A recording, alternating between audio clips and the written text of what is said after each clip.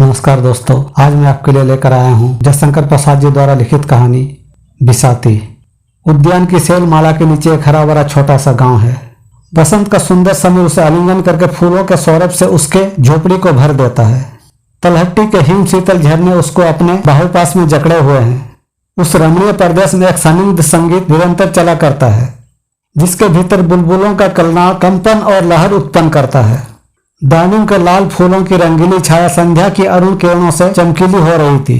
सीढ़ी के नीचे शिलाखंड पर बैठी हुई सामने गुलाबों की झुरमुट को देख रही थी, जिसमें बहुत से बुलबुल चहचहा रहे थे और समीर के साथ छुल छुलैया खेलते हुए आकाश को अपने कलरव से गुंजित कर रहे थे। सीढ़ी ने सहसा अपना अवगुंठन उलट दिया। प्रकृति प्रश्न हो हंस पड़ी। गुलाबों के दल में सीढ़ी का मुख राजा के समान सुशोभित था। मकरम मुंह में भरे दो नील भंवर उस गुलाब से उड़ने में असमर्थ थे। भौरों के पद निष्पन्न थे। कटीली झाड़ियों की कुछ परवाह न करते हुए बुलबुलों का उसमें घुसना और उड़ भागना सीढ़ी तन्मय होकर देख रही थी। उसकी सखी जुलेखा के आने से उसकी एकांत भावना भंग हो गई। अपना अवगुंठन उलटते हुए जुलेखा ने कहा, सीढ़ी, वह तुम्हारे हाथों में आकर बैठ जाने वाला बुलबुल आजकल नहीं दिखलाई देता। आह खींचकर सीढ़ी ने कहा। कड़े शीत में अपने दल के साथ मैदान की ओर निकल गया। बसंत तो आ गया पर वह नहीं लौट आया। सुना है कि वे सब हिंदुस्तान में बहुत दूर तक चले जाते हैं। क्या यह सच है सीढ़ी? हाँ प्यारी, उन्हें स्वाधीन विचारना अच्छा लगता है। इनकी जाति बड़ी स्वतंत्रता प्रिय है। तूने अपनी घुंघराली अलकों के पास मुझसे क्यों न बांध लिया? मेरे पास उस पंछी के लिए ढीले पड़ जाते हैं। अच्छा लौट आएगा, चिंता न कर, मैं घर जाती हूँ। सीढ़ी ने सिर हिला दिया। जुलेखा चली गई।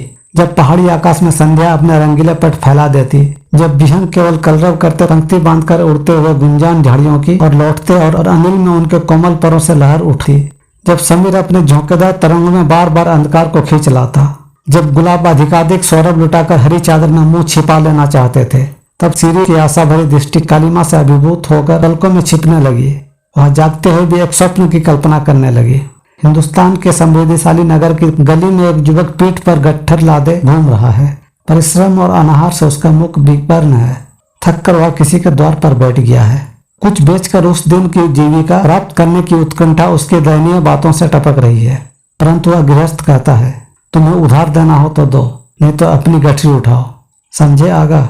युवक कहता है, मुझमें उधार देने की सामर्थ्य नहीं, तो मुझे भी कुछ नहीं चाहिए। सीढ़ी अपनी इस कल्पना से चौंक उठी। काफिले के साथ अपनी संपत्ति लाद कर खैबर के गिरी संकट को वह अपनी भावना से पदाक्रांत करने लगे।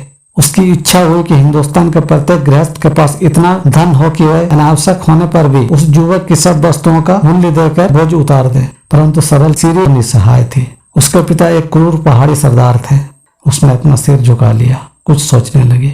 संध्या का अधिकार हो गया। कलरव बंद हुआ। सीढ़ी की सांसों के समान समीर की गति अवरुद्ध हो उठी।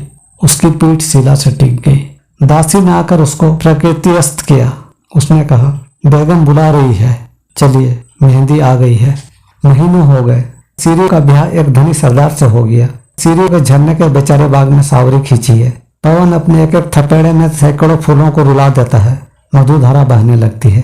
बुलबुल उसकी निर्दयता पर कंदन करने लगते हैं। सीढ़ी सब सहन करती है। सरदार का मुख उत्साहपूर्ण था। सब होने पर भी वह एक सुंदर प्रभात था। एक दुर्बल और लंबा युवक पीठ पर गट्ठर लादे सामने आकर बैठ गया। सीढ़ी ने उसे देखा, पर उसने किसी और देखा नहीं। अपना सामान खोलकर सजाने लगा। सरदार अपने प्रेयसी को उपहार देने के लिए कांच की प्याली और कश्मीरी सामान छांटने लगा। सीढ़ी चुपचाप थी। उसके हृदय कानन में कलरवों का कंदन हो रहा था। सरदार ने दाम पूछा। युवक ने कहा, मैं उपहार देता हूँ, बेचता नहीं। ये बिलायती और कश्मीरी सामान मैंने चुन कर लिए हैं। इनमें मूल्य ही नहीं, हृदय भी लगा है। ये दाम पर नहीं बिकते। सरदार ने तीक्ष्ण स्वर में कहा, तब मुझे ना चाहिए, ले जाओ, उठाओ। अच्छा, उठा ले जाऊंगा, मैं थका हुआ आ रहा हूँ, थोड़ा अवसर दीजिए, मैं हाथ मुंह धो लूं। कहकर युवक भरभराई आंखों को छिपाते उठ गया। सरदार ने समझा झरने की ओर गया होगा। विलंब हुआ पर न आया। गहरी चोट और निर्मम व्यथा को बहन करके कलेजा हाथ से पकड़े हुए सीढ़ी गुलाब की झाड़ों की ओर देखने लगी, परंतु उसकी आंसू भरी आंखों को कुछ न सूझता था।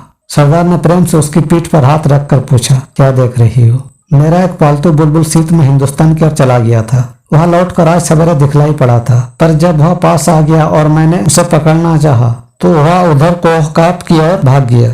सीरों के स्वर में कंपन था, फिर भी वह शब्द बहुत संभल कर निकले थे।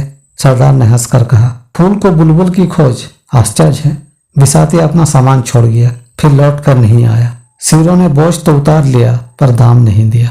दोस्तों, अगर आपको यह कहानी अच्छी लगी हो तो लाइक, शेयर और कमेंट कीजिएगा और आगे भी इसी तरह की ढेर सारी वीडियो देखने के लिए चैनल को सब्सक्राइब जरूर कीजिएगा। धन्यवाद।